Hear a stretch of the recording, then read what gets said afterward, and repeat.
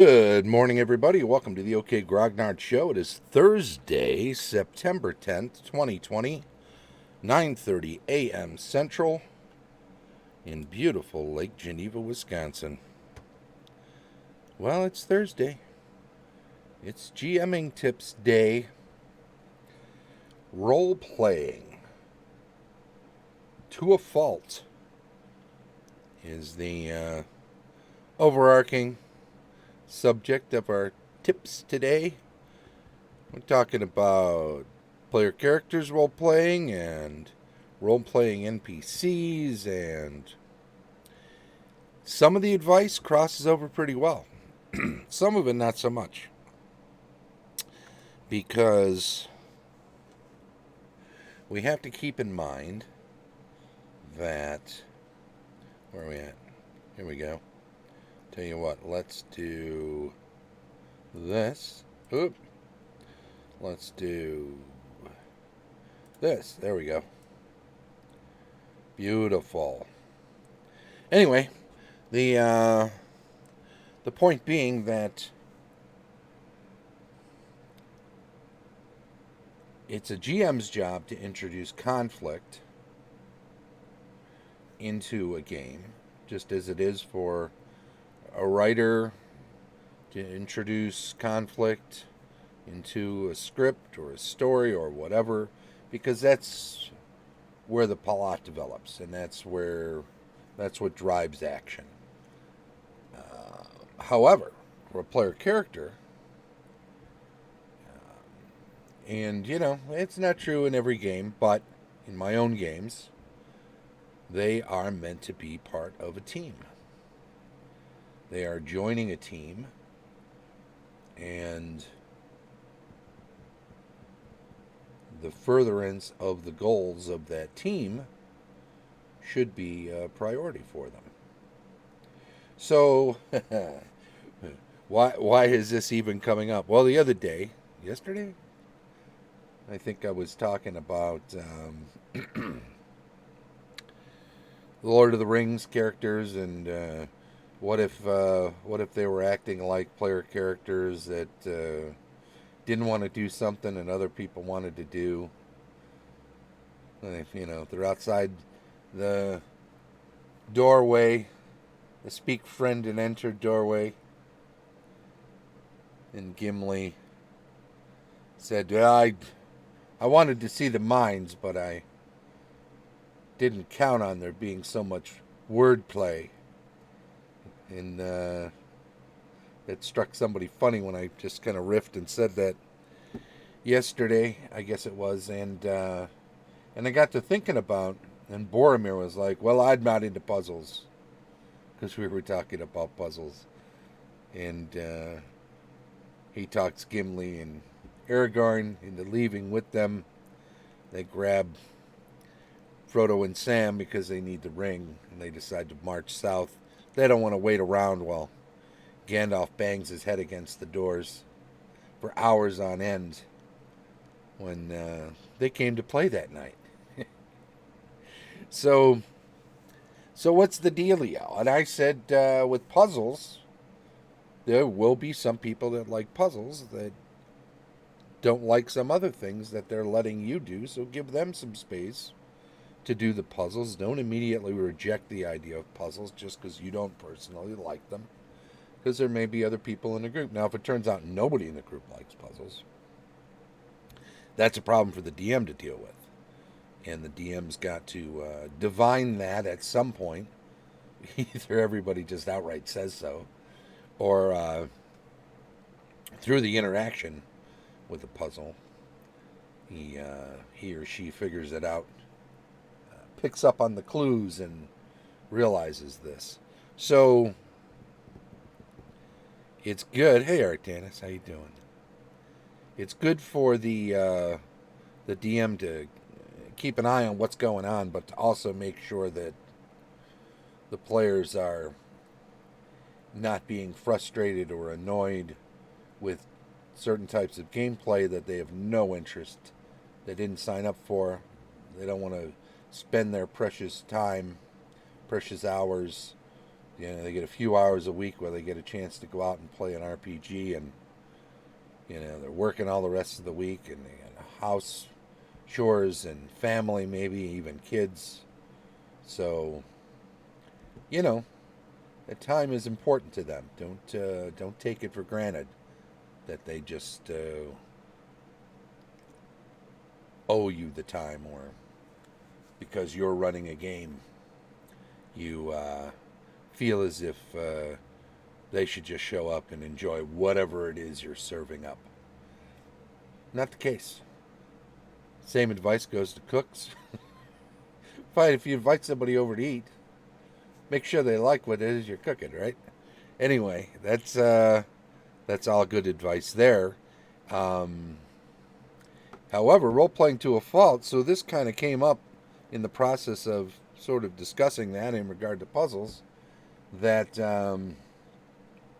there will be players who will outright say, "Well, my character wouldn't do that, so I'm not going to. I'm going to march off and leave the group, and I'll wait over here.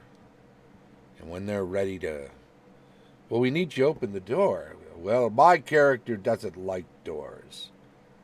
Well, how is it your character doesn't like doors? Well, it's just the way that I wrote him up, and that's the way he's always going to be. Yeah, but we need to get through the door. It's just part of the adventure. So,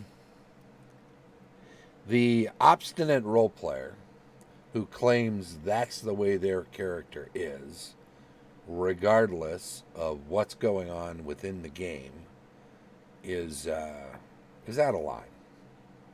This is role playing to a fault. The truth of the matter is, anything that's in regard to your character is a decision you've made. You've decided your character doesn't like doors. And now you've dug your heels in, and it's stalling out the adventure, and it's taking away from the fun for everybody else. And don't throw it off on your character. You make decisions. Your character can suddenly decide they've had a change of heart, and now they like doors. It's just, well, it's not what my character, no, your character would do anything you decide your character would do. And it's your job as a role player to justify the decision, not to dig in your heels and ruin the game for other people and claim that's what your character, and try to fob off responsibility for the decision based on the way the character is. No, no, no. It's all in here. It's all up to you.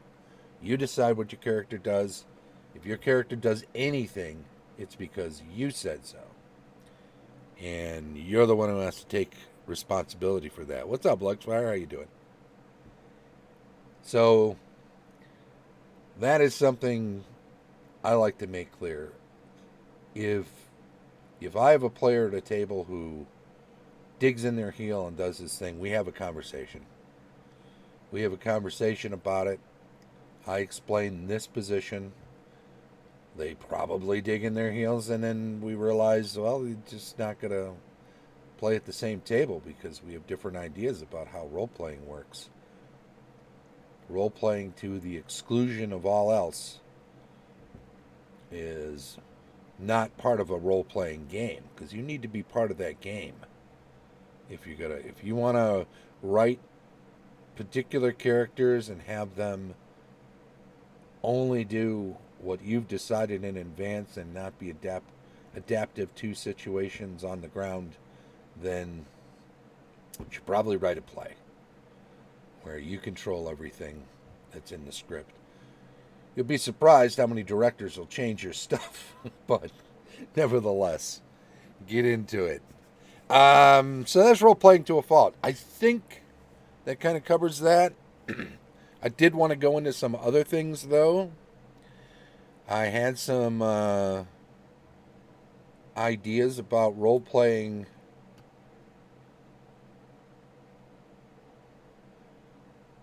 in regard to the DM. And what I was going to discuss there. Boom, boom, boom. Non-player characters. persona of non-player characters. Let me read a bit. This is from the DMG, page 100 and something. We'll get there. 101, 102. It is often highly desirable, if not absolutely necessary, to have well-developed non-player characters, NPCs, in order to easily develop these persona. The tables below are offered for consideration. Note that the various facts and traits are given in a sequence which allows the character to develop itself, with judicial help from the DM. Thus, alignment, appearance, possessions, and then general tendencies are given. The first three will, of necessity, modify the fourth, and the latter will similarly greatly modify the other traits.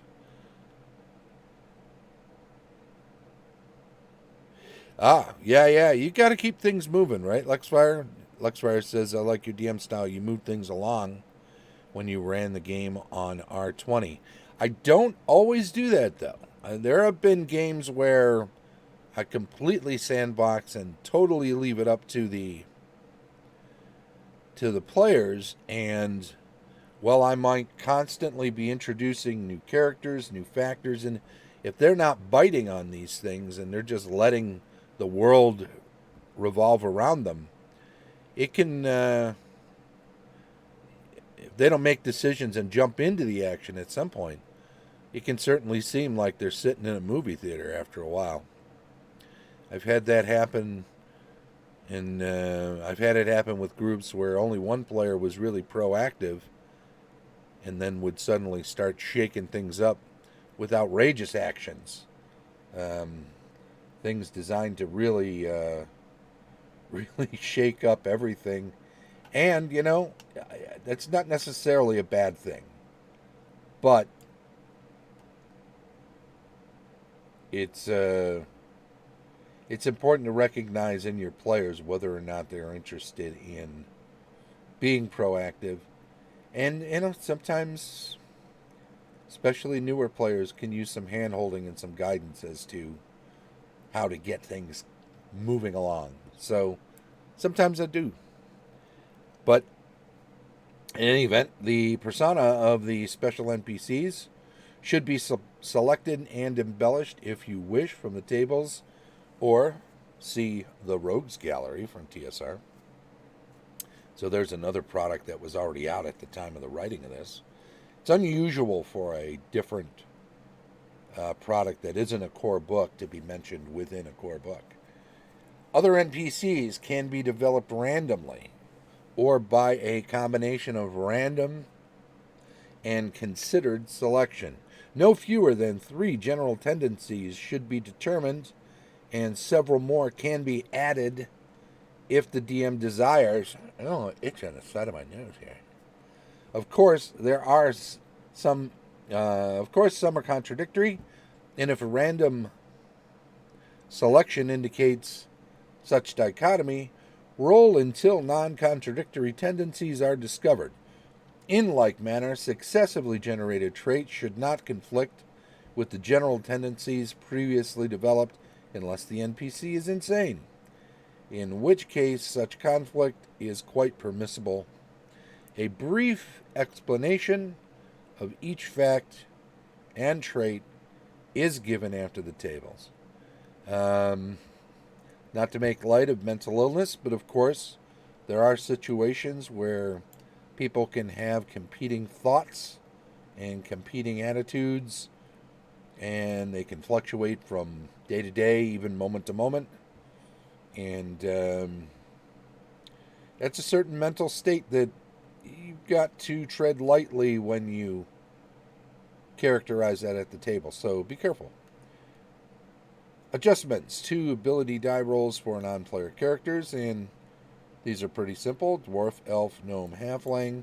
And I think at the top of the next column, we get into the next thing, which is minimum score or adjustment to ability scores. So it adds in some stuff that you should do for various character classes for NPCs.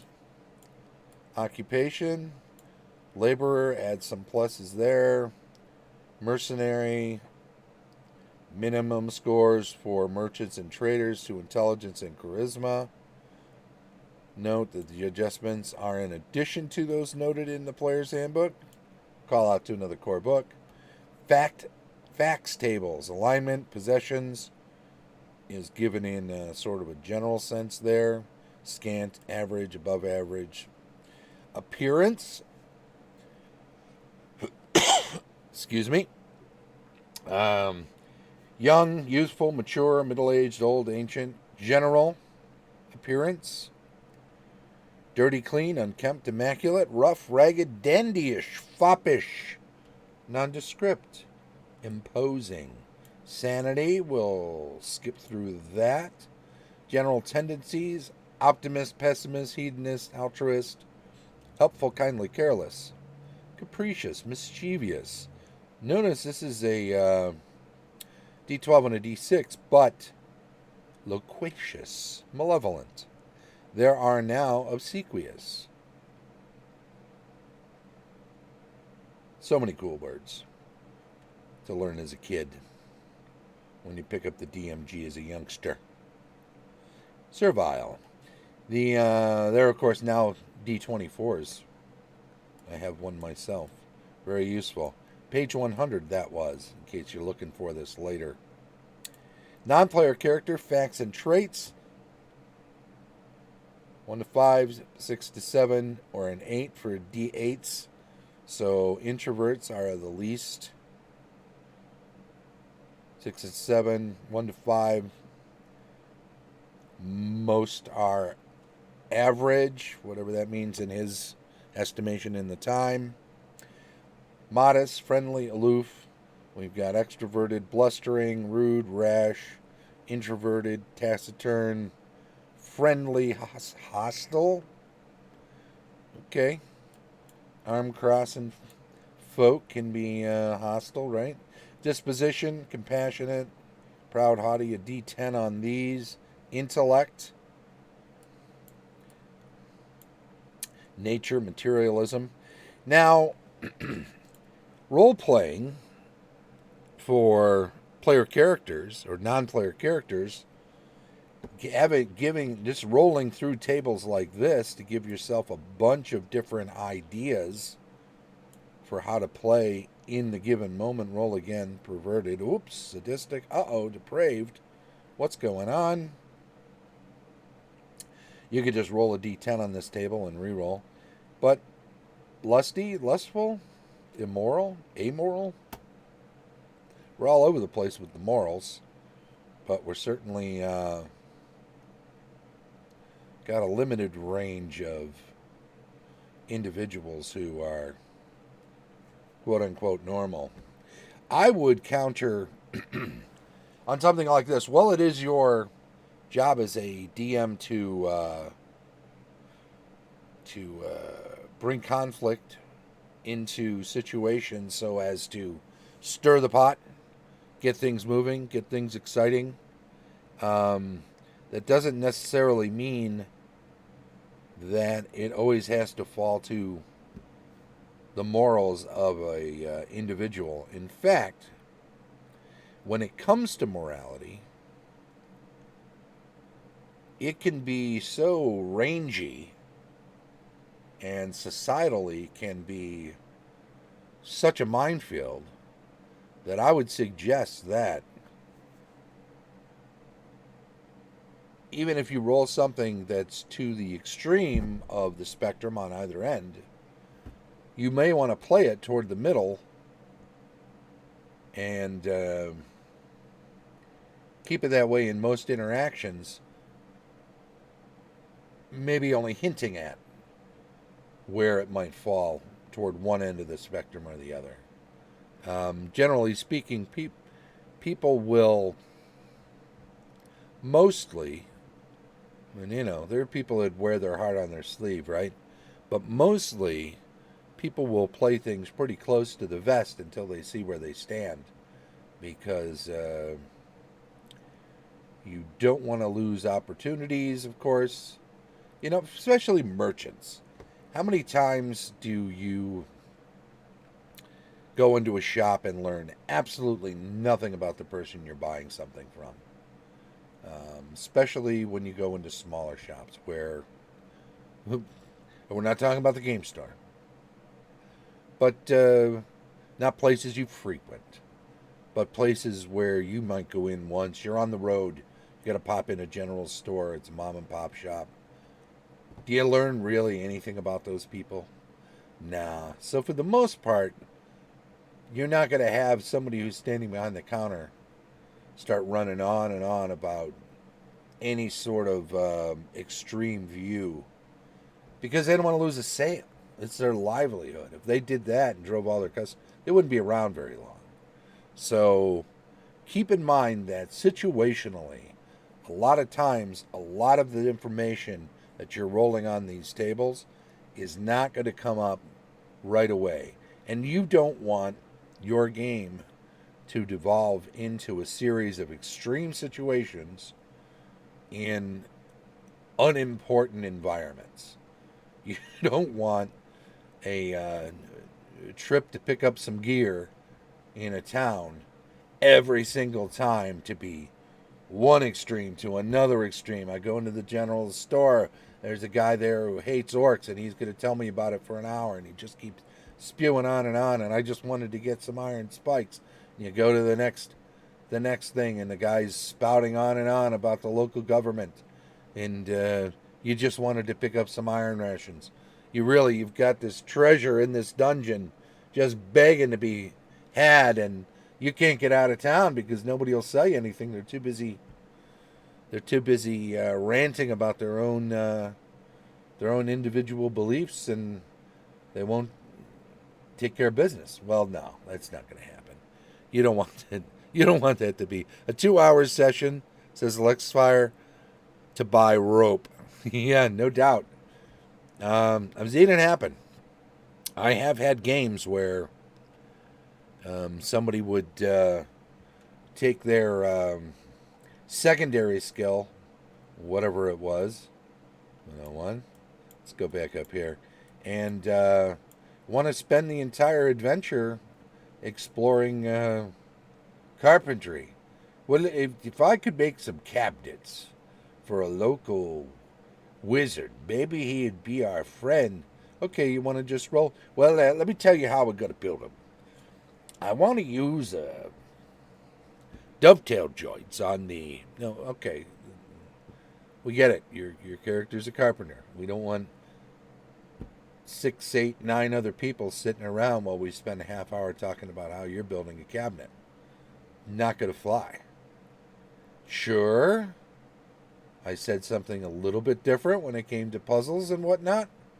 But that's a furtherance of the adventure. So you have to pick your moments. In 2-hour session to buy rope does not sound like fun for most of the players. You might have one, but let's assume you don't have 5, 6, 7, 8, 9, 10 of them that all want to spend 2 hours buying rope. Interest. D24 again, or D12 and a D6. And don't forget, 1 to 2, it's 1 to 12. 1 to 3 to 4 on the D6, that's 13 to 24. 1, 2, 3, 4, 5, 6. Okay. So, and you could do even up to 36, right? Or more. 72. You could do 1 to 72, right?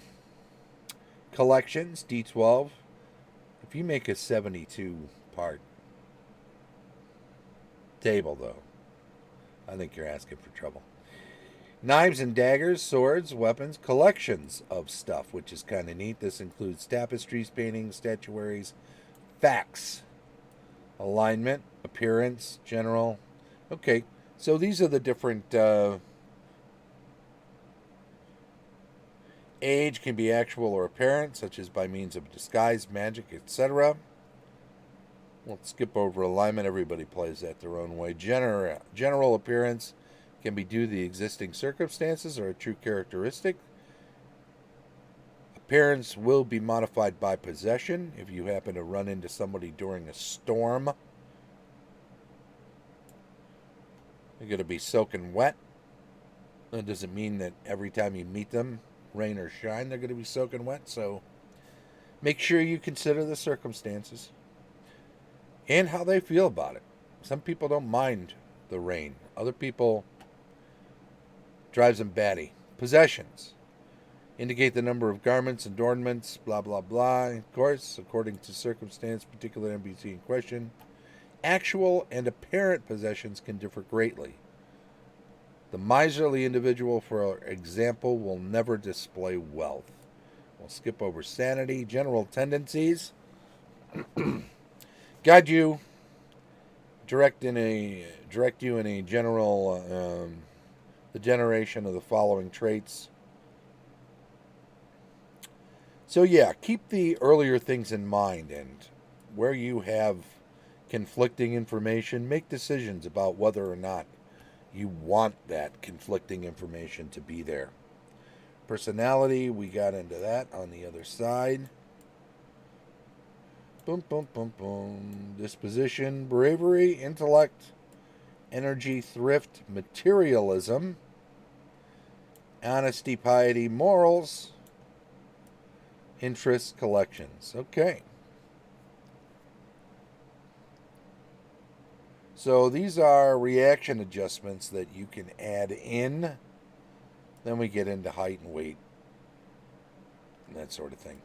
So I think that's pretty good for covering stuff. Don't forget, you can use those tables to help player characters, to help players flesh out their player characters if they're having trouble. You don't need to flat out suggest a way to go. You can make sure it's random, or show them the tables. Let them decide whether they want to roll, or maybe just pick a few things off of there as a menu, as ways to explore how to role play.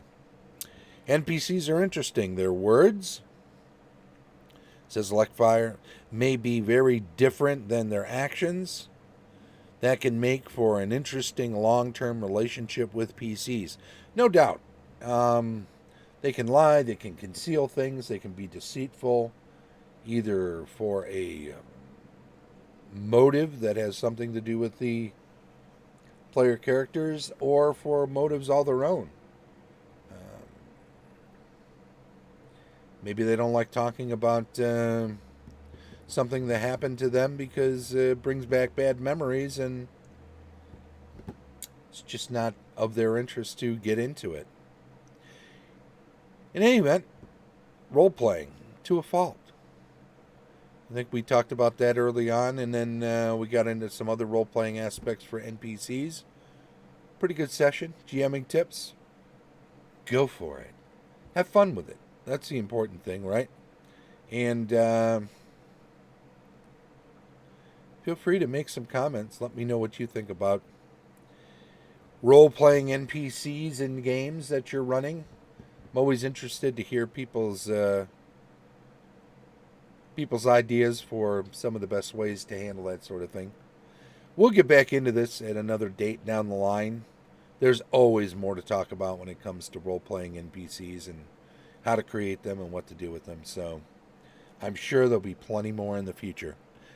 Thank you very much, everybody, for popping in today. It's always nice when people do that. And let me just make sure I've got everybody on the list who's here. Yep, there we go. And I will say thank you. Pop on in tomorrow if you got time for building adventures. We'll do GM reviews on Saturday, rules retrospective on Sunday, weekly news and announcements on Monday, cartography and world building on Tuesday, campaign discussion on Wednesday, then back around to GMing tips next Thursday. If you're here in the channel, Henry Armitage. Oh, that's okay. It'll be up on YouTube within the hour. And make sure you're following the channel, though. So we put you on a list then for a potential giveaway, and that'll include a this week, I think, a badge for Virtual Gamehole Con. We've been doing for a while, and those are working out really well. Actually, Bob. Which Bob is that?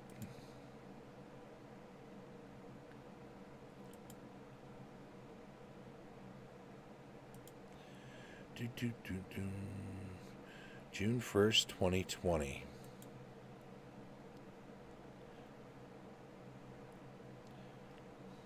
Just a guy.